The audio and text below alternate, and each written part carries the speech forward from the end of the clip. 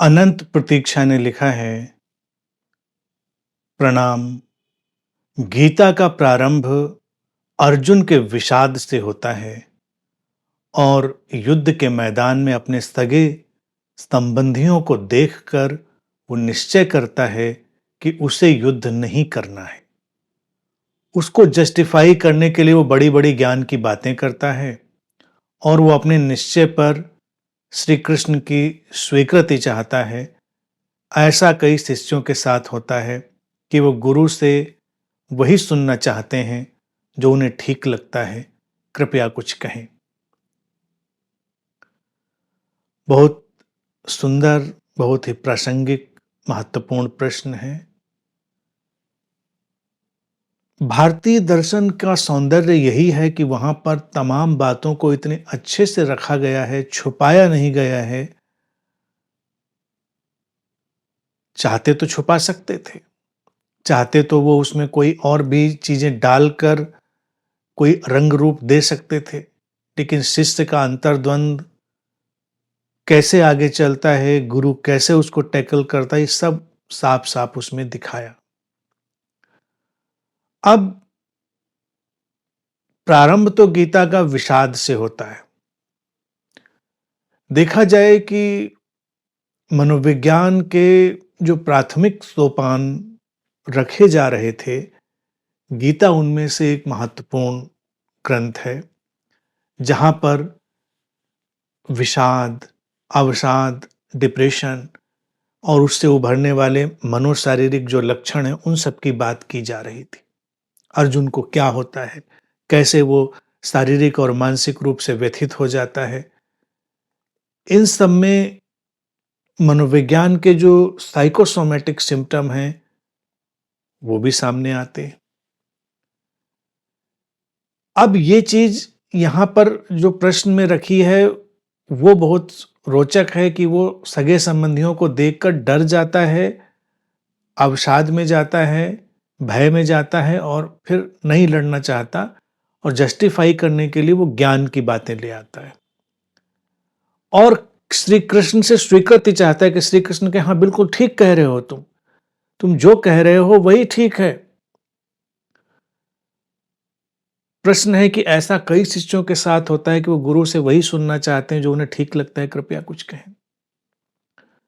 तमाम गुरु शिष्यों की जोड़ी बनती ही इसीलिए है कि गुरु शिष्य की मांग पूरी कर देता है। बल्कि जितनी बड़ी भीड़ चाहिए हो, वहां पर शिष्य की मांग की आपूर्ति करना बहुत आवश्यक है। तभी तो शिष्य को मजा आता है, वो वही सुनना चाहता था, गुरु ने वही बात कह दी। राजनेता भी तो वही बात करते हैं, भीड़ जो सुनना चाहती वही भाषण वो दे आते हैं, भले बाद में वो भाषण गलत हो जाए, उनको उससे पलटना पड़े, लेकिन राजनेता भी वही करता है और धर्मगुरु भी वही बात करता है। गीता में श्री कृष्ण एक नया उदाहरण सामने रखते हैं। वो उसकी सुनते तो हैं, लेकिन उसके अनुसार कोई बात नहीं करते। वो वही कहते हैं जो उनको कहना है।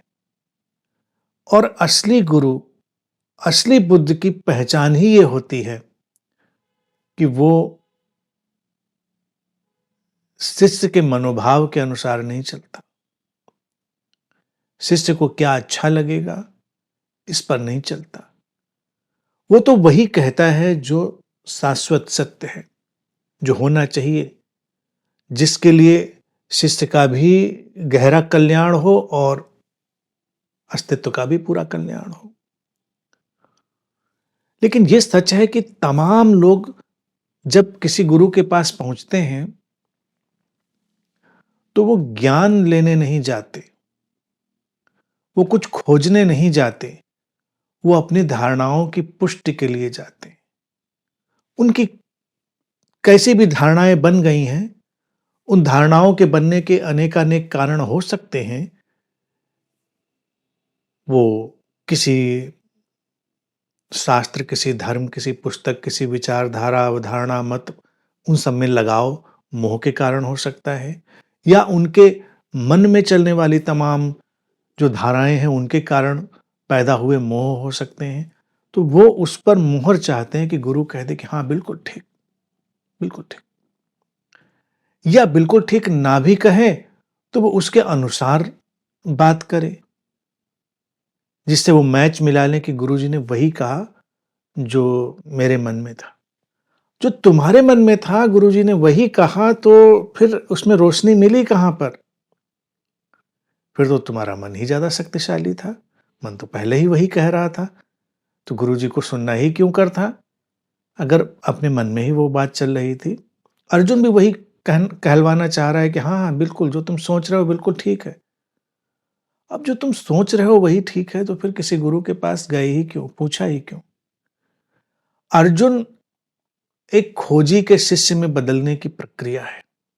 सुंदर है कि कैसे एक खोजी शिष्य में बदलता है।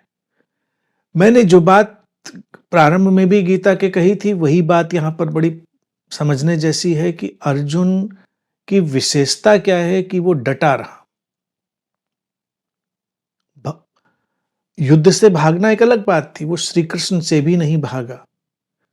श्री कृष्ण के प्रति उसका अपना प्रेम, अपना लगाव, अपनी मैत्री गहरी है, परिपूर्ण है, और वो उस मैत्री का सम्मान करता है। उसके साथ उसका एक सामंजस्य है, उसके साथ कुछ उसने ऐसा जाना है जो प्रामाणिक है। कम से कम उसके अंतर मन में श्री कृष्ण के प्रामाणिक होने की अनुगूंज तो है। ये बात है, नहीं तो श्री कृष्ण से पहले ही भाग गया होता। पूछता ही क्यों कर श्री कृष्ण से? पूछा तो वो जो श्री कृष्ण की प्रामाणिकता की अनुगूंज उसके अंतर मन में है, वहां से वो डटा रहता है। उतार चढ़ाव चलते रहते हैं। अन्यथा क्या होता है कि खोजी चलता है, गुरु से 2 प्रश्न पूछता है, गुरु मनमाफिक उत्तर नहीं देता है, तो दूसरी दुकान देखता है जहां सौदा पट जाए, मनमाफिक कोई बात कह दे। और आज श्री कृष्ण के जमाने और युद्ध के मैदान में तो मुश्किल था कि किसी दूसरे गुरु के पास आसानी से जाए। आज तो सोशल मीडिया ही भरा पड़ा है। सुबह 2 वीडियो ए के देखे, फिर नाश्ते के साथ 2 वीडियो बी के देखे, फिर लंच में 2 वीडियो सी के देखे, फिर शाम को उठे तो डी के 2 वीडियो देखे, फिर ई के 2 वीडियो रात में देख के सोए। हम तो ई पर ही चूक गए। कुछ ज्यादा धुरंधर है वो जेड तक चले जाते हैं। ऐसा लगता है कि वो बिल्कुल यूट्यूब मंथन करके मानेंगे। तो इससे इससे वो जो बनाना चाहते हैं, ज्ञान लेना चाहते हैं, वो ज्ञान निकलता नहीं है। मैं अक्सर कहता हूं कि आज का खोजी मधुमक्खी समझता है अपने को, सोचता है कि हम इस फूल से रस लेंगे, उस फूल से रस लेंगे। जैसे मधुमक्खी मल्टी फ्लावर हनी बनाती है ना, तो हम भी मल्टी फ्लावर हनी बनाएंगे। तो हनी तो नहीं बनता है, मधुमक्खी का डंक जरूर निकल आता है लोगों के। वो डंक फिर अंतिम प्यास बुझाता है गुरु बनकर। पहले तो छोटा मोटा लोगों को डंक मारेंगे घर परिवार में, घर परिवार वालों को परेशान करेंगे अपना ज्ञान दे देकर। घर परिवार वाले उतना नहीं झेलेंगे अगर, तो व्यक्ति के लिए सुलभ बनेगा कि वो स्वयं गुरु बन जाए और इतना बड़ा डंक लेकर घूमे कि कोई कुछ कर भी ना पाए फिर। अब मजेदार बात यह है कि डंक वाले को भी डंकी मिल जाएंगे। डंक वाले कल्ट में जो डंकी होंगे वो उसको भी मिल जाएंगे, क्योंकि हर विचारधारा, हर व्यवस्था के अनुयायी मिल जाते हैं। तो उसको भी अनुसरण करने वाले बहुत लोग मिल जाएंगे। बल्कि अभी अभी सर्वे करके देख लो, कोई मैं आश्चर्य की बात नहीं कह रहा हूं, जिसका जितना बड़ा डंक, जो जितने तीखे ढंग से अपनी बातें कहने की कोशिश कर रहा हो, डंक मार रहा हो, उतने ही डंकी, मतलब डंक के अनुसरण करने वाले डंकी। अब अर्थ तो और भी निकल जाते हैं, वो एक अलग मसला है। बहुत से मिल जाएंगे। तो श्री कृष्ण अर्जुन को डंकी होने से बचा रहे हैं और मंकी होने से भी बचा रहे हैं कि वो इस डाल से उस डाल जो प्रश्न पूछते हुए कूद रहा है। लेकिन इस सारी बात में जो देखने योग्य बात है, वही श्री कृष्ण को मोहन बनाती है। वो मोहन ये है कि बड़े कौशल से वो बात कह रहे हैं कि उसको पता ही नहीं चलता कब वो उनके माया जाल में उलझता जा रहा है। कभी-कभी शायद उसको लगता है कि मेरी ही बात कह रहे हैं, मेरे मन की बात कह रहे हैं, लेकिन नहीं, श्री कृष्ण वही कहते हैं जो उनको कहना है। बस बीच-बीच में वो उसके लिए उत्साहवर्धक शब्द उपयोग कर लेते हैं, धनंजय, महाबाहो, पुरुषोत्तम, ये सुन-सुन कर थोड़ा उसका अहंकार पुष्ट होता रहता है। तो गुरु वही है जो वही कहे जो उसको कहना है, और असली शिष्य वही है जो वही सुनने की कोशिश करे जो गुरु कह रहा है, ना कि वो सुनने की कोशिश करे जो उसका मन कह रहा है। तो वो असली शिष्य बनेगा। ये यात्रा इसीलिए बड़ी मनोवैज्ञानिक है। अर्जुन और कृष्ण के रूप रूप में हम गुरु शिष्य की यात्रा, खोजी से शिष्य बनने की यात्रा, इनका एक पूरा परिदृश्य देखते हैं। तो ये बहुत सुंदर वर्णन और स्थिति यहां पर आती है। रवि तोमर लिखते हैं, धृतराष्ट्र के भय, लोभ और मोह की व्याकुलता से शुरू होकर कृष्ण गीता में अर्जुन के कर्तापन, भय, लोभ और मोह का नाश करती हुई कृष्ण गीता, कृष्ण की गीता अर्जुन के कर्तापन, भय, लोभ और मोह का नाश करती हुई अकर्ता की समझ व जीवन सार में जीने और स्वधर्म में लड़ने को प्रेरित करने के साथ ही जीवन की अनंतता, विराटता और रहस्य का दर्शन कराती है। प्रणाम गुरुदेव, कुछ कहें।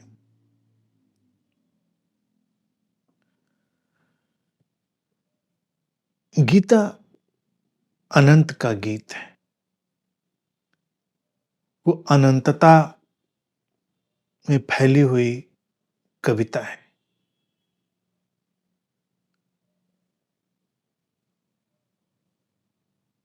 गीता में अगर हम जाएंगे तो देखेंगे कि ज्ञान और प्रेम का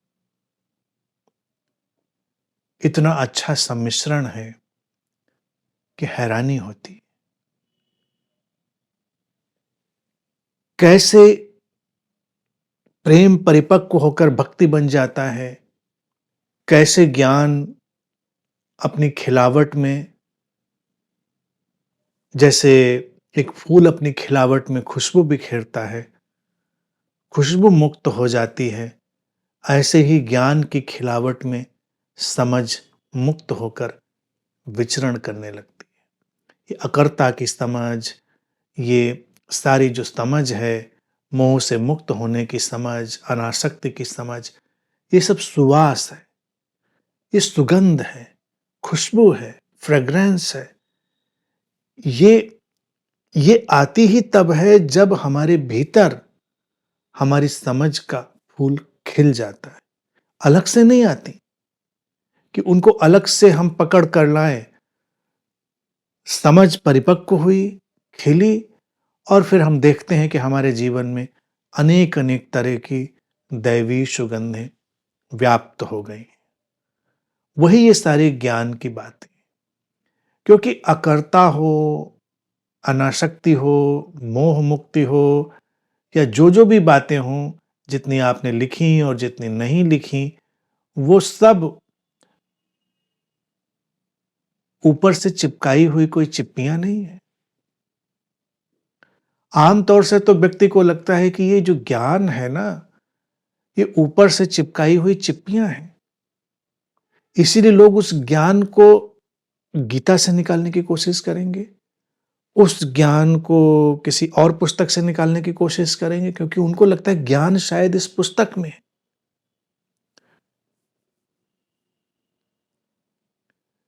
ज्ञान शब्दों में नहीं है, खिलावट में, समझ के खिलने में है। तो भगवत गीता एक यात्रा है, कैसे समझ का बीज अंकुरित होता है और कैसे अपराध बोध से पूरी तरह मुक्त होने की यात्रा घटती है। श्री कृष्ण के पास देखिए कई रास्ते थे। इतना कुशल गुरु अस्तित्व में कभी-कभी ही घटता है।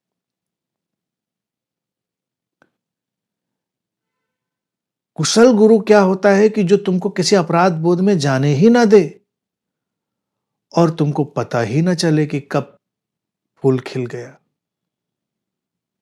अर्जुन को वो चाहते तो अपराध बोध में डालकर भी काम करवा सकते थे। तमाम ऐसे उदाहरण उसको याद दिलाते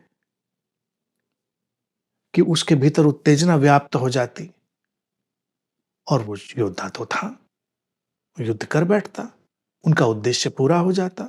वो कहते कि देखो, बातें बड़ी-बड़ी कर रहे हो तुम, कैसे छत्री हो, कायर कहीं के, जब तुम्हारी पत्नी जुए में लगाई गई थी तुम बैठे वहां पर सिर झुकाए बैठे रहे। अब तुम युद्ध से भागने की बात कर रहे हो। तुम्हारे जैसा कायर व्यक्ति मैंने कहीं नहीं देखा। और भी 10 बातें वो ले आते। मित्र थे उसके, राजदार थे, बहुत सी बातें जानते रहे होंगे और उसको एक अपराध बोध में ट्रैप कर देते। तो अपराध बोध के वशीभूत भी वो करता, लेकिन करने के बाद भी वो जहां जाकर गिरता वो विषाद का और निराशा का ही गर्त होता। श्री कृष्ण ने नहीं किया ऐसा। उसके तमाम मूर्खतापूर्ण प्रश्न पूछने के बावजूद भी श्री कृष्ण ने एक बार भी उसको नहीं कहा कि तुम क्या मूर्खतापूर्ण प्रश्न पूछ रहे हो, अभी अभी सारी बात तुमको समझा दी, फिर तुमने वहीं से शुरू कर दिया। नहीं कहा उन्होंने। वो शुरू करता है, श्री कृष्ण मुस्कुराते हैं, वो भी शुरू हो जाते हैं, फिर आगे वो अपनी नई बात कह देते हैं। तो इसलिए ये बड़ी सुंदर घटना है कि श्री कृष्ण ऐसे हैंडल करते हुए और उस खिलावट को उत्पन्न करते हुए आगे ले जाते हैं। ये हम सीख सकते हैं इस सारी यात्रा। और एक संपूर्ण गुरु कैसा होता है उसको भी हम देख सकते हैं। और डंक वाले डंकी गुरु कैसे होते हैं उनको भी हम समझ सकते हैं अपरोक्ष रूप से। संदीप कह रहे हैं कि गुरुजी कृष्ण की देशना कर्म को तो करने परंतु फल के त्याग की है, जबकि आपकी डूअरशिप के ही त्याग की, जिसमें फल स्वतः ही स्वाहा हो जाते हैं। क्या आपको श्री कृष्ण का अपडेटेड वर्जन कह सकते हैं? बिल्कुल ऑफिशियली कह सकते हैं अपडेटेड वर्जन, यस। और अब वर्जन पुराना होगा कैसे? समय में चीजें आगे ही जाती, पीछे नहीं जाती। तो निश्चित ही अपडेटेड वर्जन है, लेकिन कृष्ण भी उसको अकर्ता की ही बात कह रहे हैं, अपनी भाषा में कह रहे हैं। और पुराने शब्दावली जो है वो फल के त्याग की ज्यादा थी, तो श्री कृष्ण उसका उपयोग ज्यादा कर रहे हैं। बार बार इसीलिए उसको फल त्याग की बात करते हैं, यही लोगों को समझ में आता है। व्रत, उपवास, त्याग, तपस्या, फल को त्याग देना, ये सारी चीजें समझ में आती हैं। श्री कृष्ण उस पारंपरिक भाषा का उपयोग करते हैं। पारंपरिक भाषा में वो कुछ नई चीजें लेकर आते हैं, वो उनका कौशल है। मेरा कहना है कि कर्म घटेंगे, कर्मों के अनुसार फल घटेंगे। हम कर्मों के घटने में नहीं उलझते और फलों के आने में नहीं उलझते। फल आते हैं, उनका आनंद लेते हैं, फल नहीं आते तो उनका आनंद नहीं लेते, उनके पीछे नहीं भागते, दीवाने नहीं होते। हम जानते हैं पूरी तरह से कि हम कुछ करने वाले नहीं हैं, हम विशुद्ध अकर्ता की स्थिति में हैं। कर्म घट रहे हैं, क्रियाएं हो रही हैं, कृत्य घट रहे हैं, व्यक्तिगत कर्ता जैसी कोई चीज कहीं पर नहीं है। ये अस्तित्वगत जोड़ से उठी हुई कोई धारा तमाम संयोगों वियोगों से, तमाम परम्यूटेशन कॉम्बिनेशन से बनती हुई ट्रिलियंस ट्रिलियंस पॉसिबिलिटीज टकराती हुई किसी घटना का निर्माण कर देती। हम उसके साथ बहते हैं। तो यही है, सच्चाई यही है। आज हमारे पास उसको शब्दों में कह पाने का, अच्छे तकनीकी उदाहरणों के साथ सामने रख पाने का अवसर अधिक है, तो वो भी हमारे लिए एक बेनिफिट की सिचुएशन है। श्री कृष्ण के समय बहुत सारे उदाहरण, बहुत सारी ऐसी चीजें वो नहीं ले सकते थे, बहुत सारी टेक्नोलॉजी नहीं थी उस समय, आज वो सब हमारे पास है। तो अपडेटेड वर्जन में मैं ही नहीं हूं, अपडेटेड वर्जन में वो सारे सीकर्स भी हैं, वो सारे शिष्य भी हैं जो मेरे साथ चल रहे हैं। हमेशा ध्यान रखें, जो साथ में चल रहे हैं सहयात्री, मैं तो उन्हें मित्र ही कहता हूं। उनकी तरफ से कह दूं तो वो खोजी हो सकते हैं, वो शिष्य हो सकते हैं, मेरी तरफ से मित्र हैं। लेकिन मेरी तरफ से ही मित्र रहें, अपनी तरफ से शिष्य रहें, वो संतुलन में रखेगा। समझें बात को? वो भी अपडेटेड है, वो अर्जुन से कहीं ज्यादा एडवांस्ड वर्जन में है। तो हम लोग सौभाग्यशाली हैं कि वक्त के उस पड़ाव पर हैं जहां हम उस अपडेटेड जर्नी का आनंद ले सकते हैं। हर्ष अरोड़ा की तरफ से प्रश्न है, महाभारत में विभिन्न प्रकार के व्यक्तित्व देखे गए जो आज भी मौजूद हैं, जो कृष्णत्व से दूर हैं। कृष्ण सामने हैं तब भी इतनी दूरी देखने को मिलती है। कृपया उनके व्यक्तित्व पर कुछ प्रकाश डालें। कृष्ण अर्जुन के व्यक्तित्व पर प्रकाश डाल रहे थे। हमारा काम है जो हमारे सामने है हम उसके व्यक्तित्व पर प्रकाश डाल रहे हैं। महाभारत के चरित्रों को ढूंढ ढूंढ कर उन पर प्रकाश डालने की कोई जरूरत नहीं। अपनी टॉर्च की बैटरी वेस्ट करने का कोई फायदा नहीं है कि हम अब उन पुराने चरित्रों को ढूंढकर उनके ऊपर प्रकाश डालें। जो सामने है वो सुवासित हो, प्रकाशित हो, पुष्पित पल्लवित हो, खिले खुले खिलखिलाए, वो ज्यादा जरूरी है।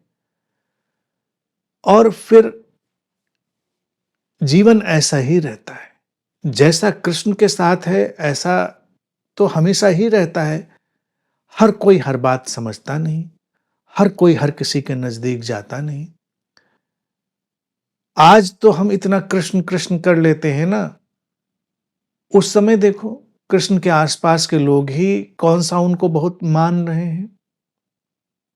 ये तो हम आरोपित करके चलते हैं ना, कृष्ण भगवान है, पूर्ण अवतार हैं, इस तरह से लोग उनको देख रहे हैं। नहीं, कोई नहीं देख रहा वहां पर उनको। अर्जुन भी देख रहा होता तो प्रश्न पूछता।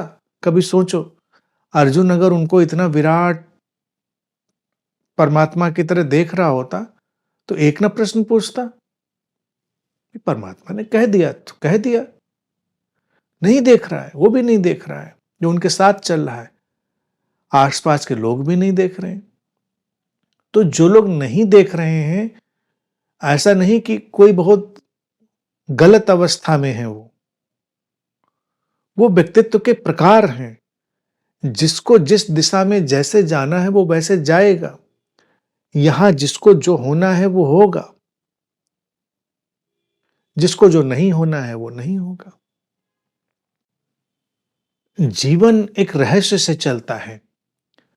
यहां दुर्योधन भी रहेंगे, यहां धृतराष्ट्र भी रहेंगे, यहां अर्जुन भी रहेंगे, यहां तमाम किस्म के लोग रहेंगे, सारी भिन्नताएं रहेंगी। द्वैत की लीला में सारी भिन्नता रहेगी, एक जैसा कुछ कभी नहीं होगा। हम एक रंग में क्यों बनाना चाहते हैं किसी चीज को, वो एक रंग में बनेगी भी क्यों। इसीलिए कोई गुरु कितना भी महान हो, ऐसा तो होता नहीं कि पूरी दुनिया उसको मानने लगती है। हाँ, जिस गुरु को अपने महान होने का कीड़ा काट गया हो, ध्यान दीजिएगा, बहुत महत्वपूर्ण बात है, वो जरूर पूरी दुनिया से अपने आप को मनवाना चाहता है। वो जरूर कोशिश करता है कि दुनिया के इस कोने से उस कोने तक झंडा गाड़ दे, दुनिया से इस कोने से उस कोने तक अपना प्रचार प्रसार कर दे, मनवा ले अपने आप को। ये सब डंक निकले हुए डंकी गुरूज हैं। श्री कृष्ण कहां परवाह करते हैं? कभी देखो श्री कृष्ण ने परवाह करी कि कोई उनको माने? वो तो बस अपनी निजता में, अपनी मौलिकता में, अपनी दिव्यता में, अपने आलोक में जीते हैं। जिसको मानना हो मान ले, जिसको ना मानना हो ना माने, जिसको नजदीक आना हो नजदीक आ जाए, जिसको दूर जाना हो दूर चला जाए। श्री कृष्ण परवाह नहीं करते इस बात की। कहानियों में जाएंगे तो हैरान होंगे, श्री कृष्ण के रिश्तेदार तक उनको नहीं मान रहे ठीक से। दूसरों की तो बात जाने दीजिए। श्री कृष्ण की पत्नी सत्यभामा, उसके पिता, वो जीवन पर्यंत श्री कृष्ण से दुश्मनी मान के चलते रहे, कभी नहीं माना। श्री कृष्ण के भाई, हम कहते हैं उनके, अब तो प्रशंसा में बहुत गीत गाते हैं। श्यमंतक मणि गायब हो जाती है, वो भी चोरी का आरोप लगा देते हैं कि यही है छलिया मायावी, हो सकता है इसी ने चुराई हो। बड़ी तनातनी रहती है।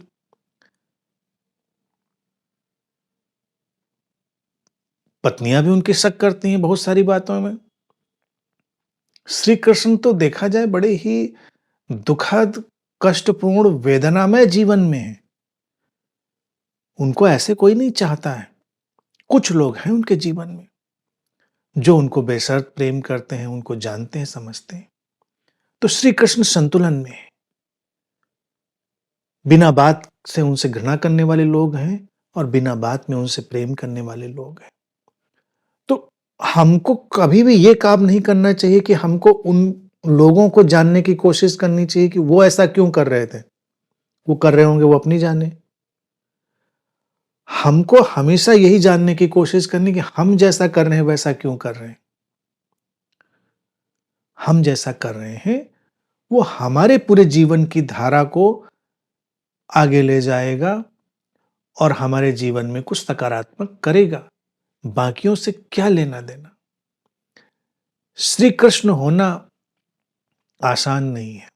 श्री कृष्ण होना तलवार की धार पर चलना, कांटों पर चलना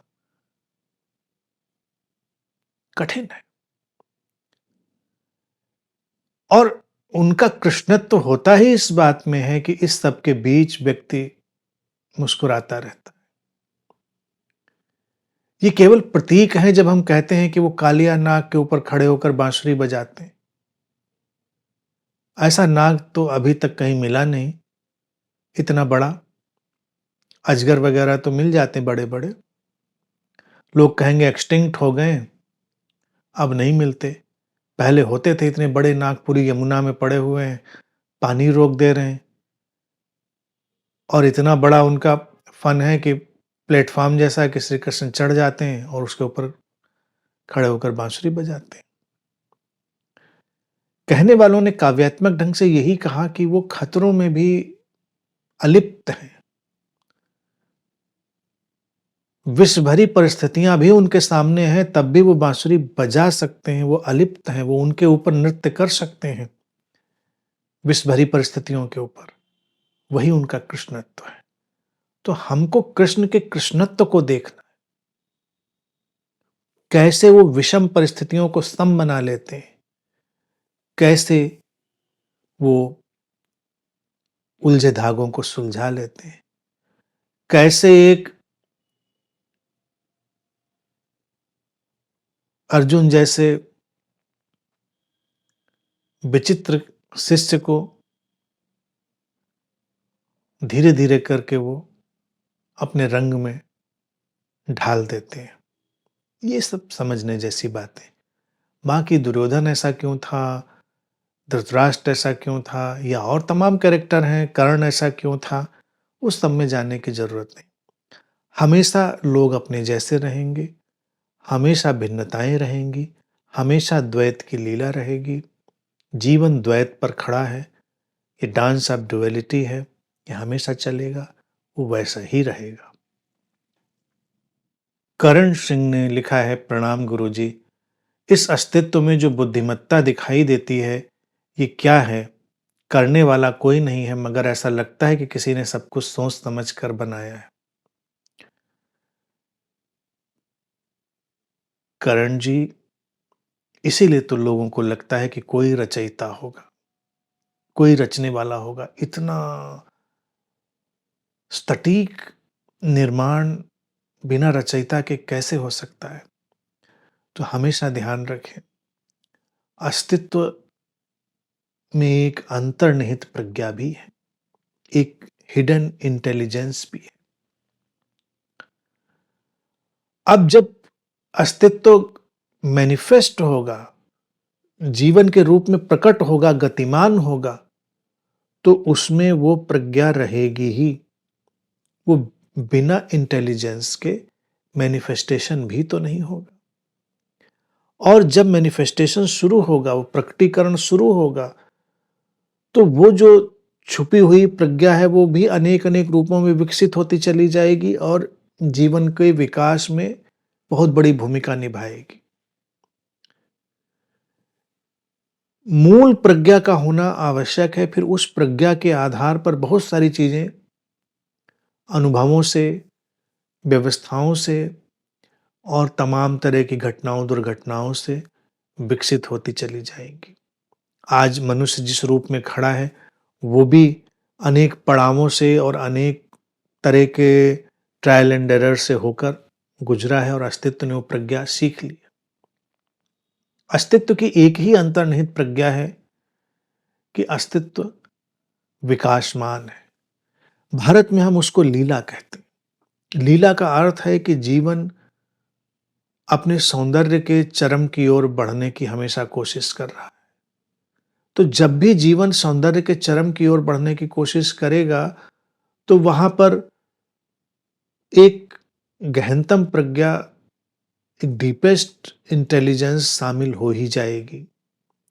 जैसे एक पत्थर धीरे धीरे रत्नों की तरफ बढ़ रहा है, जैसे कोयला हीरे की तरफ बढ़ रहा है, जैसे और तमाम पत्थर पड़े पड़े रत्नों में बदल जाते हैं, वो पत्थर का इनलाइटनमेंट है।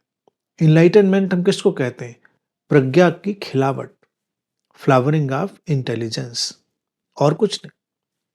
लेकिन वो इंटेलिजेंस तो हमेशा काम कर रही है, सटीक काम करे, और वो सटीक करना भी है उसको, क्योंकि जिसको हम परमात्मा कहते हैं वो कोई नियंता नहीं, वो नियम है। नियम से ही तो चलेगा, नियम से ही हाइड्रोजन ऑक्सीजन मिलकर पानी बनेंगे। अब वो नियम ना हो तो पानी कैसे बनेगा? तो इसी तरह से फिर हर चीज के नियम बनते जाएंगे, हर चीज के नियम विकसित होते जाएंगे, और ये जो इंटेलिजेंस होती है, ये हमेशा वैसी ही और उतनी ही नहीं रहती। ये अपने अंतर संघर्ष, अपने टकराव और अपने विकास के साथ निरंतर विकसित होती चली जाती। तो किसी ने सब कुछ सोच समझ कर बनाया है, ऐसा नहीं है।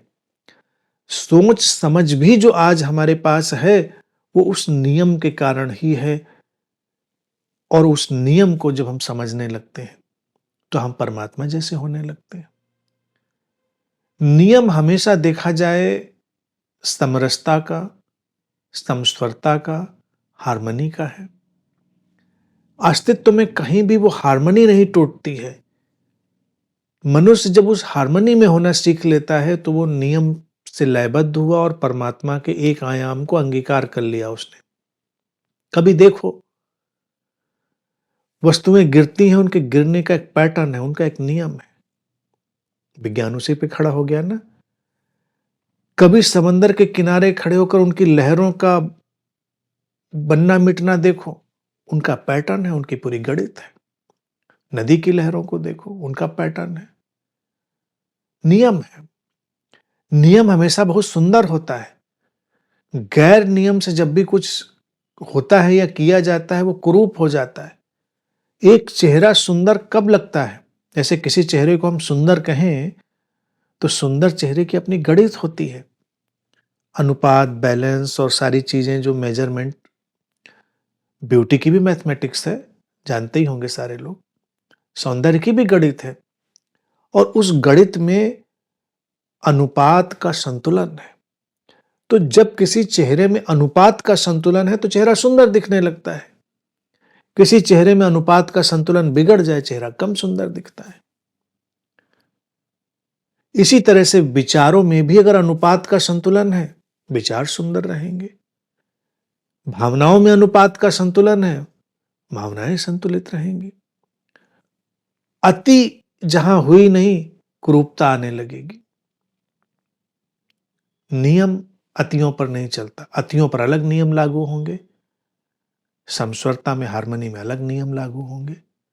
तो हमेशा मानकर चलें कि जीवन एक नियम है और नियम सुंदर बनाते हैं। हम अस्वस्थ कब होते हैं? जब स्वास्थ्य का नियम तोड़ देते हैं। स्वास्थ्य का नियम है, उस नियम के साथ चलो, स्वस्थ रहोगे।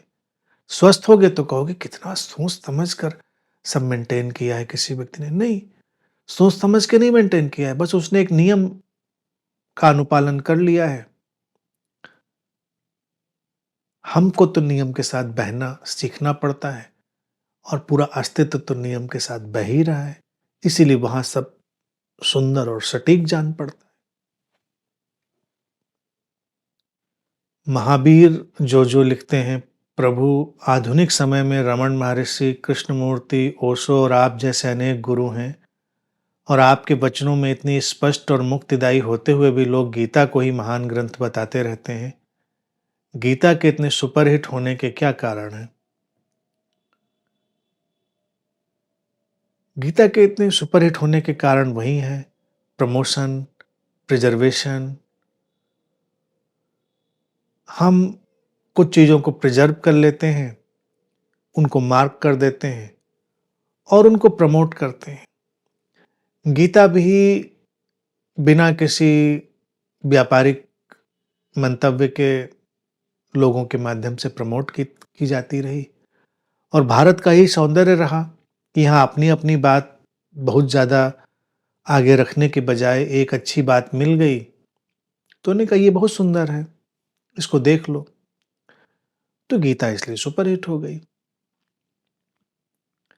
ऐसा नहीं कि और पुस्तकें या और चीज़ें उतनी सुपरहिट नहीं होती, वो भी होती हैं, लेकिन भारत की यही खूबसूरती है कि यहाँ पर जो सुंदर है उसको हम सुंदर कह देते हैं और उसके साथ उलझते नहीं हैं। तो गीता सुंदर है तो हमने हमेशा कह दिया कि बहुत सुंदर पुस्तक है। जनमानस में धीरे धीरे धीरे धीरे रचती बसती रहती है और आगे चली जाती है। आने वाले जो मास्टर्स होते हैं वो ऐसी पुस्तकों का उपयोग इस भांति करते हैं कि उनको खूंटी की तरह उपयोग कर लेते हैं और उस पर अपनी बात कहकर आगे चले जाते हैं। हालांकि कई बार देखोगे तो उन्होंने बिल्कुल अलग बात कह दी, वो कही नहीं जो वहां कही गई थी, लेकिन जनमानस में उन्होंने खूंटी लगाई थी, उस खूंटी के सहारे उन्होंने अपनी बातें टांग दी। तो ये सब कारण होते हैं और इनके पीछे बहुत व्यापक प्रमोशन तो होता ही है। गीता इसलिए है। कुरान पूछोगे क्यों हिट है? कुरान का प्रमोशन है। एक धर्म बना, उसने कुरान को प्रमोट करना शुरू कर दिया, कुरान प्रमोट हो गई। इसी तरह से बाइबल प्रमोट हो गई। तो ये सब चीजें लंबे समय तक प्रमोट करने के बाद बनती हैं। आज भी जो गीता जैसी पुस्तक लिखी जाएगी, कही जाएगी उतनी स्पष्टता के साथ, उतनी मधुरता के साथ, और संयोग से उसको उतना प्रमोशन मिल पाएगा तो वो भी सुपरहिट हो सकती है, इसमें कोई दो राय नहीं। बाकी हर गुरु अपनी एक नई दृष्टि देता है इन सारे वचनों को, जिनसे वो फिर से जीवित हो जाते हैं। तो ये भी एक कारण है। बाकी ये सब लीला है, सुंदर है। अस्तित्व भी कई बार कुछ खूंटियां बनी रहने देना चाहता है, नहीं तो सब खो जाएगा। तो इसलिए ये बेहतर है। अनंत देविना ने लिखा है, प्रणाम अनंत श्री, सब तो कहानी है, अर्जुन की मन की कहानी से गीता निकली। जब तक सीमाएं हैं मन को टेक चाहिए। मन टेक लेने की बेचैनी से भरा रहा है। कुछ की पकड़ न रख, अनंत में खो जाने की बेचैनी। इवन आपको भी शरीर में सीमित देखना बेचैन कर रहा है। अब शरीर मन दोनों अपनी पकड़ को छोड़ना चाहते हैं। Please take me out of this discomfort and send beyond boundaries.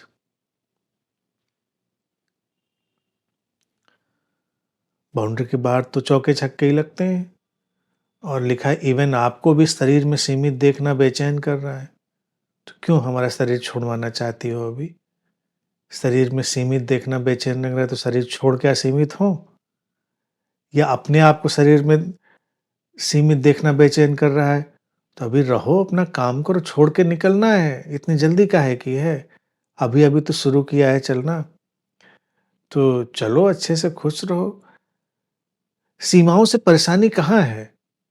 ये किसने बताया कि सीमाएं परेशान करने के लिए होती हैं? सीमाएं सुविधा के लिए होती हैं।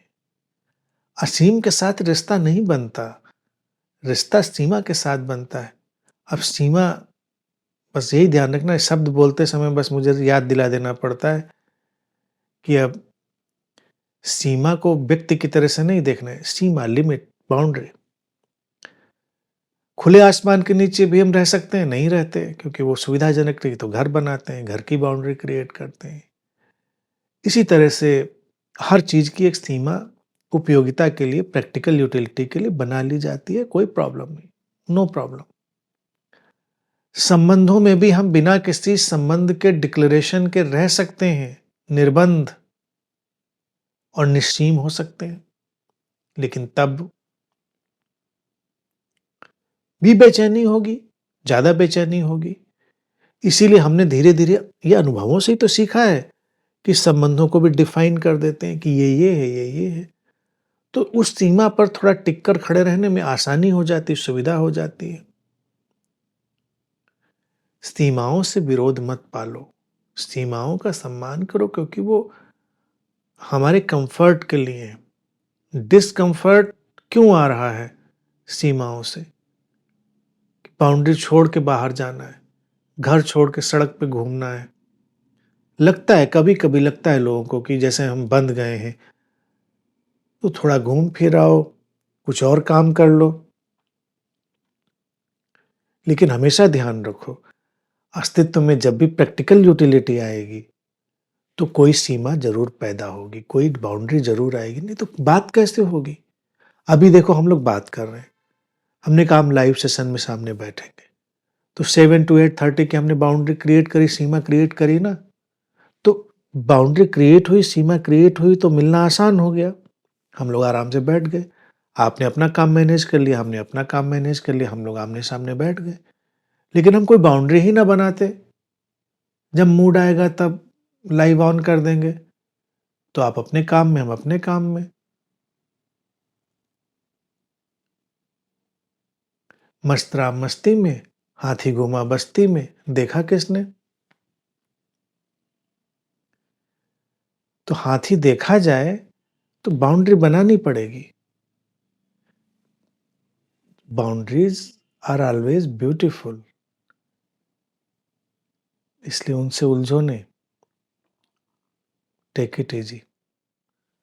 दीपिका देशपांडे जी लिखती हैं, प्रणाम। पहले तो भगवत गीता के ज्ञान कुंभ में अमृत स्नान करवाने के लिए आपको हृदय से धन्यवाद। पूरी गीता सुनने के बाद भी हमें अपने मूल स्वभाव में, स्व में स्थित रहना अभी भी मुश्किल क्यों लगता है, कुछ कहें। दीपिका जी, ये समस्या अब दूसरी है, ये वाली नहीं है। जैसे अभी बात आई थी ना अपडेटेड वर्जन की, तो अब समस्याएं भी अपडेटेड हैं। मूल स्वभाव में काफी हद तक स्थित हो चुके हैं आप लोग। अब ये मानने में मुश्किल हो रही है कि मूल स्वभाव में स्थित है, क्योंकि ये मान्यता बड़ी कठिन रही है कि मूल स्वभाव में आना कोई आसान काम नहीं है। जन्म जन्म लग जाते हैं। अब जन्म जन्म का चक्कर तो हमने खत्म कर दिया। एक तो झंझट वो मिट गई आपकी। अब जब मूल स्वभाव हमको घेर लेता है और हम उसमें रचने बसने लगते हैं, तो वो पुराना जो मन हमारा है, वो कहता है इतना आसान, ऐसे कैसे? ऐसे थोड़ा ही हो जाएगा कि मूल स्वभाव में आ गए। आने लगे अनंत पथ के बहुत से मित्र, आप स्वयं भी मूल स्वभाव में रचने बसने लगे हैं। अब यकीन करना शुरू करिए उसमें, उसमें भरोसा करना शुरू करिए। मुश्किल ये दूसरी है कि स्थित नहीं हो रहे हैं, ये मुश्किल नहीं है। मुश्किल ये है कि स्थित हो रहे हैं और इसमें भरोसा नहीं कर पा रहे हैं कि हम स्थित हो रहे हैं। फिर प्रश्न उठेगा, मूल स्वभाव में स्थित हो रहे हैं तो अभी भी हमको चिंता होती, परेशानी होती, गुस्सा आता है, पीड़ा होती है, तकलीफ होती है, ये सब होता है। तो होती है ना, ये सब तो श्री कृष्ण को भी होती थी। मूल स्वभाव में आ जाने से थोड़ा ही खत्म हो जाता है। मूल स्वभाव में आने से वही चारों चीजें हमारे जीवन में प्रगाढ़ होने लगती हैं, गहरी होने लगती हैं। प्रेम, शांति, प्रसन्नता और समश्वरता। आज के श्री कृष्ण का यही मोरपंख है। सारे रंग फिर इन्हीं रंगों से निकलते हैं। तो भरोसा करिए, यकीन करिए, घट रहा है, हो रहा है। अनंत देवीनंद ने स्पष्ट किया है, नहीं ऐसा नहीं है। I don't know something is making discomfort. बेचैनी है। I am okay with utilitarian thinking but something is bothering. Something is bothering, something है ना, है कुछ, तो खुश रहो, कुछ तो है। कुछ नहीं होता तो अलग बात थी, कुछ तो है, बेनिफिट में हो। और जीवन है तो जीवन में थोड़ी बहुत तो बॉदरिंग रहेगी, थोड़े बहुत टेंशन रहेंगे ही, थोड़ी बहुत बेचैनियां रहेंगी ही। समंदर कितना बेचैन है, उसका क्या जा रहा है, उसको क्या मिला? कभी खड़े होकर देखो, इधर से लहर गई, उधर गई, बेचैन। क्योंकि वो है इसलिए बेचैन है। और ज्यादा बड़ा है तो ज्यादा बेचैन है। हम तो उतने बड़े नहीं, फिर भी सोचते हैं कि बेचैनी ना हो। बेचैनी एक ही बार नहीं होती है, और जब बेचैनी नहीं होती उस पल फिर बेचैनी नहीं ही होती है, तो उस पल से हमें कोई लेना देना भी नहीं होता है। तो जीवन है तो थोड़ी बहुत बेचैनियां रहेंगी, थोड़ी बहुत सीमाएं रहेंगी, थोड़े बहुत वाइब्रेशंस रहेंगे, बट एवरीथिंग इज ब्यूटीफुल। अपना फोकस रखो उन्हीं चार बातों पर। अर्जुन जैसे मछली की आंख पे रखता था, तो यहाँ मछली, ऐसी मछली बनाओ जिसकी चार आंखें हो। दो दिखती हैं, दो और लगा दो, चारों पर एक साथ फोकस रखो। Peace, happiness, love, harmony. मछली भी सोचेगी किससे पाला पड़ा है।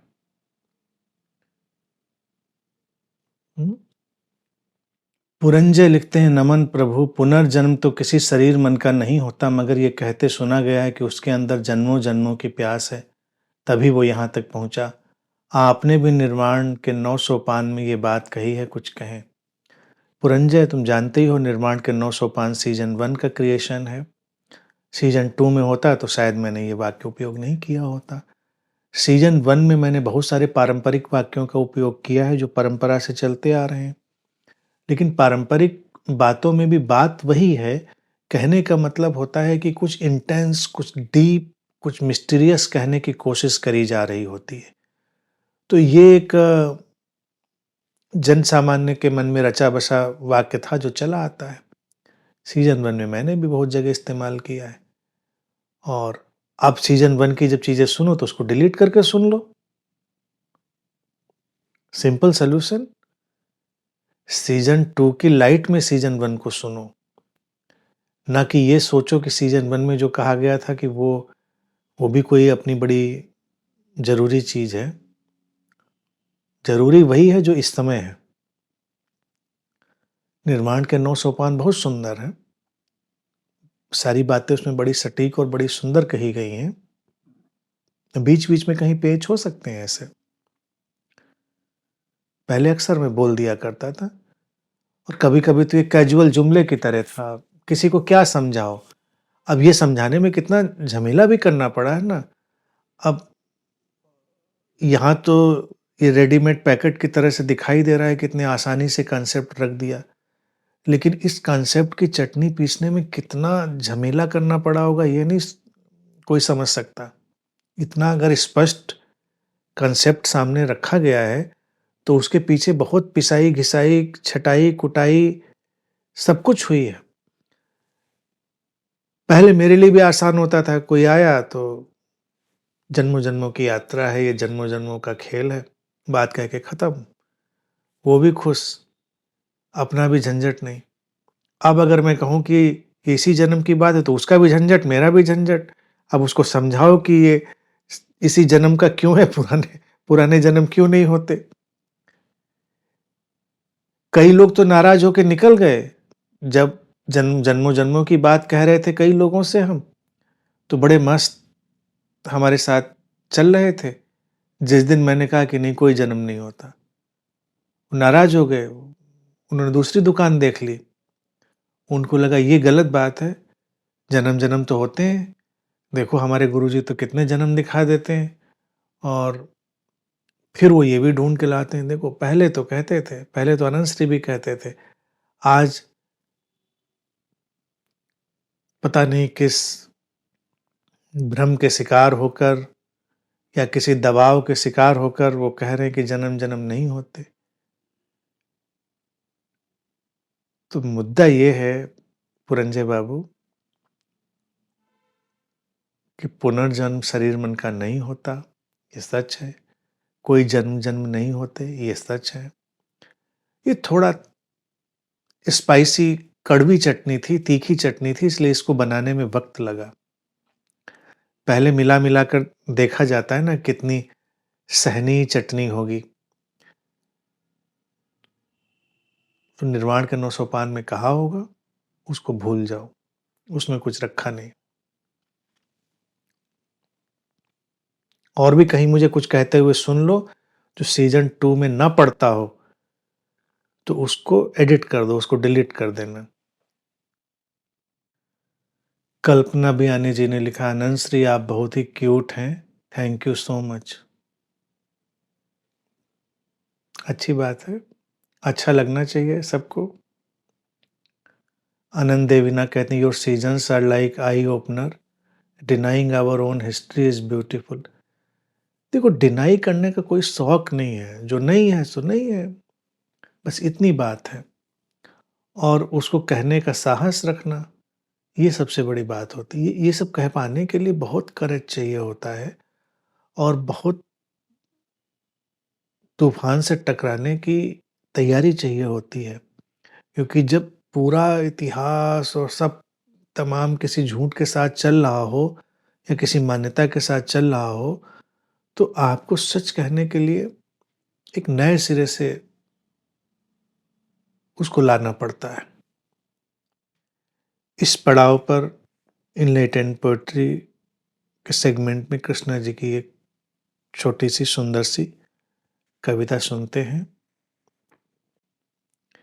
फेनिल उदासी के झाग से निकल कर एक क्षण ठहरा रह गया तपती रेत पर, और गुजर गया आग से धीरे धीरे एक स्तब्ध उभरा सूखे पड़े बाग से, और सुनसान में एक गीत झरता रहा पुष्प के पराग से। तभी भर आईं दो आंखें उपत्यका पर, और भीग गई संपूर्ण घाटी। मैं भी अचानक मुक्त हुई जड़ता के दाग से। अब ये बहुत मिस्टिकल पोएट्री है। गीता का जैसे अभी हम लोगों ने प्रसंग लिया पूरा, तो वही है, फेनिल उदासी के झाग से जैसे अर्जुन का विषाद है, ऐसे व्यक्ति के भीतर उदासियों के तमाम झाग उठते गिरते रहते हैं। फेनिल उदासी के झाग से निकलकर एक क्षण ठहरा रह गया तपती रेत पर और गुजर गया आग से। हमारी जिंदगी में उदासियों के तमाम झाग, फेन उठते रहते हैं, जैसे समुद्र की लहरों में फेन उठते रहते हैं, और वहीं से जो जीवन की यथार्थ स्थितियां हैं, तपती हुई रेत है, उस पर जब कोई क्षण थोड़ी देर ठहरता है और जीवन की आग से अर्थात जीवन की प्रज्ञा से, विवेक से, संकल्प से गुजर जाता है, तब क्या होता है? धीरे धीरे एक शब्द उभरा सूखे पड़े बाग से। हमारे मन, अंतर मन में जो बाग सूख चुका होता है, उसमें एक शब्द, एक कलरव उठता है। बाग सूखा है तो पक्षी भी नहीं आते, कलरव भी नहीं आता, एक कलरव उठता है, वो जीवन का कलरव है। और सुनसान में एक गीत झरता रहा पुष्प के पराग से। सुनसान कहीं जब हमारे भीतर हरितिमा आ जाती है, अंतर मन का बाग जो सूखा था वो हरियाली से भर जाता है और उसमें से कलरव का एक शब्द उठता है, तो कहीं सुनसान में अर्थात बिना किसी अपेक्षा के, बिना किसी प्रदर्शन के, किसी ऐसे हमारे जीवन के आयाम में एक गीत उभरता है पुष्प के पराग से। जैसे फूल के पराग कण इधर उधर झरते रहते हैं, वैसे तभी भर आई दो आंखें उपत्यका पर। उपत्यका अर्थात चोटी, शिखर। जब जीवन ऐसे आप्लावित होता है, आपूरित होता है, भरता है, खिलता है, समृद्धि की ओर जाता है, तो जीवन के शिखर पर स्थित हमारी चेतना वो भी भाव विह्वल हो जाती है। हमारी भी आंखें भर आती। कभी कभी देखो ना, हमें कोई बात समझ में आती है अचानक और आंखें भर आती हैं और भीग गई संपूर्ण घाटी। फिर जो घाटी है, जो खालीपन है, जो वैक्यूम है, जो एम्प्टीनेस है, वो भी भीग जाती है, नम हो जाती है, उसमें भी एक नई तरंग उठती है। मैं भी अचानक मुक्त हुई जड़ता के दाग से। और जब इतना सब जीवन का प्रवाह चारों तरफ आता है, तो जो दृष्टा है, जो साक्षी है भीतर, जो जड़ता के अनुमान में घिरा था, जड़ता की मान्यता में घिरा था, जड़ था नहीं, चैतन्य था, वो भी मुक्त हो जाता है। मैं भी अचानक मुक्त हुई जड़ता के दाग से। जड़ता एक दाग की तरह होती, धब्बे की तरह होती नहीं है, बस लग गई जैसी लगती है।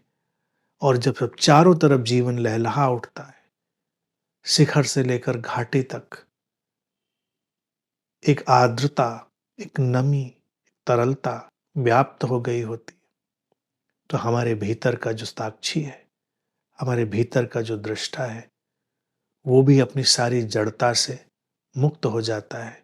अर्थात अपनी हर मान्यता, धारणा, विश्वास और आरोपित की गई सारी जो हमारी व्यवस्थाएं हैं, उनसे मुक्त हो जाता है। ये मुक्ति की उड़ान। स्नेहलता ने लिखा है, प्रणाम प्रभु, नमन। आप भी कृष्ण की तरह एक बात में नहीं अटके, जो अभी सही है वही सही है, बहती नदी की तरह सदा नूतन, यही आपको भी आकर्षित बनाता है कृष्ण की तरह।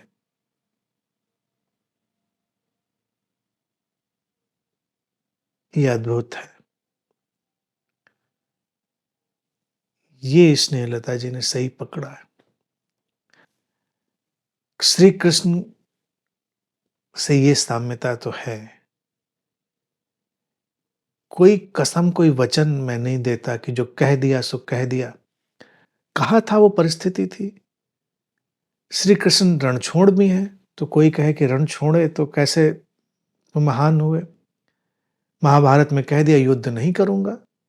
परिस्थिति थी उस समय, और जब कहा तो 100% सच्चाई से कहा। उस समय 100% सच्चाई थी कि नहीं करूंगा अभी, और अचानक परिस्थिति बदली, उनको लगा कि हथियार उठाना चाहिए, उठा लिया, बदल गई बात। क्योंकि जीवन महत्वपूर्ण है। हमने श्री कृष्ण जितना घालमेल नहीं किया, कुछ कॉन्सेप्ट्स के साथ थोड़ा, कुछ अवधारणाओं के साथ थोड़ा घालमेल जरूर हुआ। तब लगा कि वही सही है, तब जो लोग सामने थे उनके लिए लगा कि यही उचित है, तो उस ढंग से चला गया। और जब लगा कि नहीं, अब ऐसे चला जा सकता है अपने ढंग से, तो वैसे चला गया। किसी चीज में अटकाव थोड़ा ही है। और कोई, जैसे श्री कृष्ण को मोह नहीं है, जहां से निकलते हैं वहां से पूरे निकल जाते हैं, तो इधर भी जिधर से निकलते हैं पूरे ही निकल जाते हैं। कोई मोह नहीं कि अब उसको पकड़ कर बैठा जाए। श्री कृष्ण का तो निर्लिप्तपन इतना है कि वो गीता बोलकर दोबारा गीता की तरफ झांकते नहीं। तो अपना भी यही है कि जो बोल देते हैं एक बार, दोबारा उसकी तरफ झांकते नहीं। कल क्या बोला था, नहीं बोला था, आज बोल रहे हैं उस पर बात करेंगे। जो सामने है वही सत्य है। ये जो पल है, जो ये जीवन है, इस पल में यही महत्वपूर्ण है, बाकी सब बेमानी है।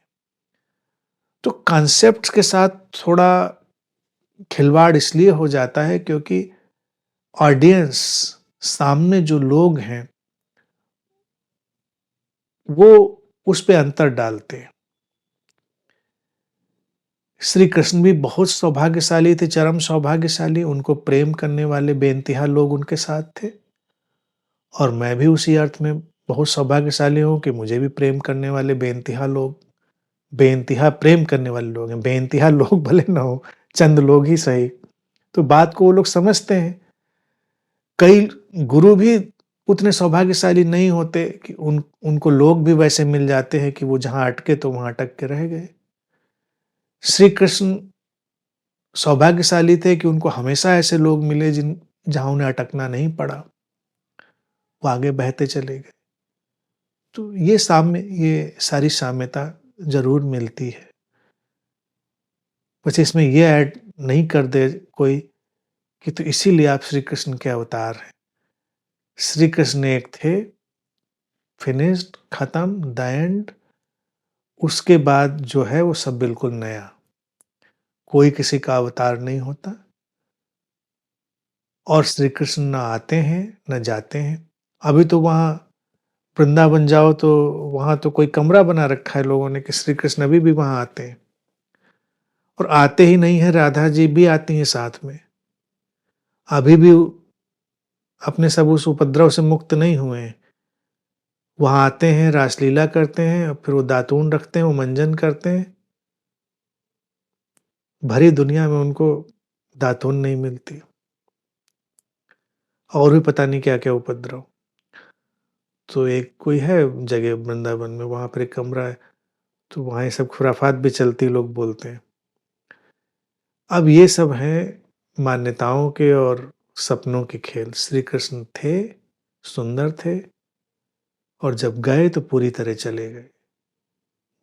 जब कोई जाता है तो पूरी तरह चला जाता है, और जब कोई आता है तो पूरी तरह आता है, फिर पीछे कुछ शेष नहीं होता। यही जीवन का सौंदर्य है।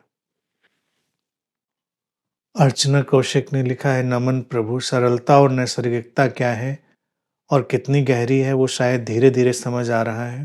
कर्म के सिद्धांत ने बहुत उलझाया था। लगता था कि बुरे कर्म करने वालों के साथ कोई बुरा नहीं होता दिख रहा, मुझ अच्छे के साथ ही सब बुरा हो रहा है। करीब 2 वर्ष पूर्व इस विषय पर आपके सारे वीडियो देख डाले थे, किंतु शायद मेरी तैयारी नहीं थी। भगवत गीता की यात्रा के दौरान पता नहीं क्या समझा क्या नहीं, पर अब ऐसा लग रहा है कि किसी स्तर पर हम जो भला बुरा करते हैं अपने साथ ही करते हैं, कोई दूसरा तो है ही नहीं। कुछ कहें प्रभु। तो सही बात समझ ली है। भला बुरा, उठना गिरना, चलना रुकना, सब अपने ही साथ तो है। दूसरों की तरफ क्या देखना। सबके अपने अपने दर्द हैं, सबके अपने अपने उतार चढ़ाव हैं। हमको उधर देखना ही क्यों, हमें उन बातों में जाना ही क्यों? हमें तो अपने इस वर्तमान जीवन से ही लेना देना है। और बहुत प्रिसाइज़ होकर अगर हम कहें, जिसको मैं निरंतर कहता आ रहा हूँ, कि हमको अपनी व्यक्तिगत प्रसन्नता, शांति, प्रेम और समस्वरता से ही लेना देना है, बाकी किसी चीज़ से लेना देना नहीं। वो बनती है जिस बात से, हमारे लिए वही सर्वश्रेष्ठ है, वही सर्वोत्तम है। और गीता से क्या समझा, क्या नहीं समझा, इसको ऐसे देखें। इसीलिए मैं कोई इसके बाद इंटरव्यू लेने वाला नहीं हूँ, ना क्वेश्चन पेपर देने वाला हूँ कि क्या समझा, क्या नहीं समझा। वो तो आप टिक मार्क करके टॉप भी कर सकते हैं। कई जगह चल भी रहा है ऐसा, बेवकूफ़ियों का अंत नहीं है। मेरा तो हमेशा कहना है कि तार आपके भीतर रच बस जाए और गीता भूल जाए। सुनने के बाद आपको गीता की एबीसीडी पता न रहे, पता करके करना भी क्या है? श्लोकों को याद करके करना क्या है? क्या बाद में कोट कर कर के बोलना है गीता के फला अध्याय में ये कहा गया था, तो अब मैं ऐसा जीवन जी रही हूँ। फला अध्याय के फला श्लोक में ये कहा गया था, तो अब मैंने ये बात समझ ली है। सब बेकार है। एसेंस, तार, आपने इस तार को अपने भीतर डाला, अब गीता के लिए हू केयर्स? बाद में जब गीता समझ में आ जाए तो यही कहना उचित रहता है, कौन गीता? कैसी गीता? हम नहीं जानते। हम बस जीते हैं। हम उसको जीते हैं। हमको शब्दों को ढोने की ज़रूरत थोड़ा ही है। तो क्या समझा शब्दों में जब कहने की कोशिश करेंगे तो हमेशा मुश्किल लगेगी, क्या समझा? लेकिन जब अपने हृदय में झाँकेंगे, महसूस करेंगे, उस धड़कन में छाई पुलक को, उस आह्लाद को, तो लगेगा हाँ, कुछ तो आया है, कुछ सारभूत तो बदला है। और ना बदला हो ऐसा तो सवाल ही नहीं उठता, कुछ तो बदला ही है। गीता और गीता जैसी तमाम बातें केवल एक एक्सपेरिमेंटल प्ले है, एक खेल है, जिससे मैं कभी-कभी गुजारता हूँ सभी मित्रों को। इसलिए नहीं गुजारता हूँ कि वो गीता याद करके बैठे। थोड़ा-थोड़ा झाँकेंगे अपने अंदर तो पाएँगे कि थोड़ा-थोड़ा कृष्ण जैसे हो गए। हाँ, कृष्ण जैसे होने का मतलब नहीं कृष्ण जैसे काले हो जाएँगे, टैन हो जाएँगे। वो तो आप 4 दिन धूप में रह के भी कृष्ण जैसे टैन हो जाएँगे। उस तरह से कृष्ण नहीं होना है। थोड़े-थोड़े रसमय, थोड़े-थोड़े प्रेमपूर्ण, जीवन के प्रति लीलापूर्ण दृष्टि से भरे हुए, गहन अकर्ता में जीते हुए, कृष्ण जैसे हो गए। गीता को सुना, समझा, कृष्ण जैसे हो गए, फिर गीता में क्या कहा था ये कहाँ मायने रखता है? बिल्कुल भी मायने नहीं रखता। पूरी गीता बोल देने के बाद आप मुझसे पूछोगे कि गीता में क्या लिख कहा गया है, तो मैं एक शब्द नहीं बता पाऊँगा गीता में क्या कहा गया है। कहा, बोल दिया, भूल गया। इवन जो गीता की पुस्तक मेरे पास रेफ़रेंस में थी, उसको भी आर्काइव में मैंने रख दिया है। मैं स्वयं उसको दोबारा खोलने वाला नहीं हूँ। किसी को भी उसे खोलने की ज़रूरत नहीं है। बात को समझो, रचो, बसो, जियो और आगे बढ़ो। फिर जीवन बोले, फिर हमारे जीवन का सारा रंग, जीवन का ढंग बोले कि हमने क्या समझा है, हमने क्या जिया है। शब्दों में नहीं, जीने में, वो चीज़ हमारे दिन प्रतिदिन के जीने में आए, जो कि आ भी रही है। आप लोगों को मैं बस एक नया टास्क सिखा रहा हूँ कि बहुत बदलाव आ रहा है आप लोगों में।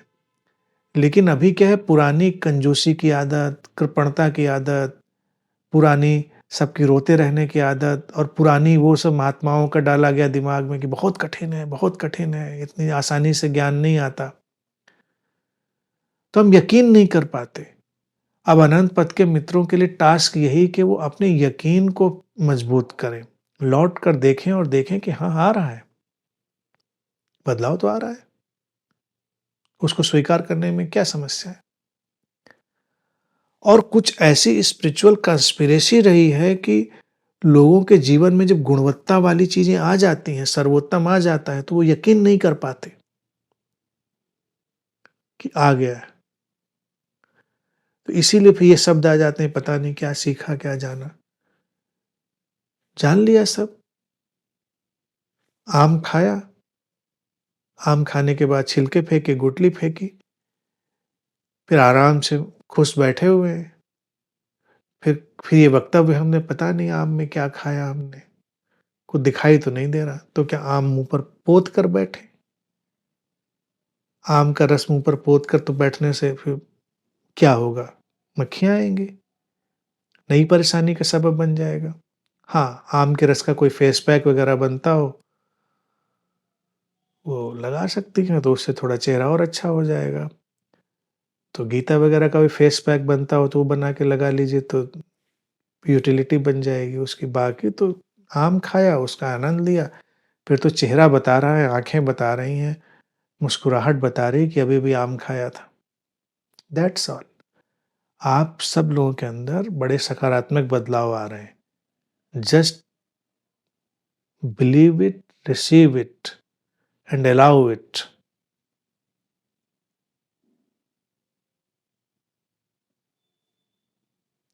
ठीक है? आज के लिए इतनी ही बात।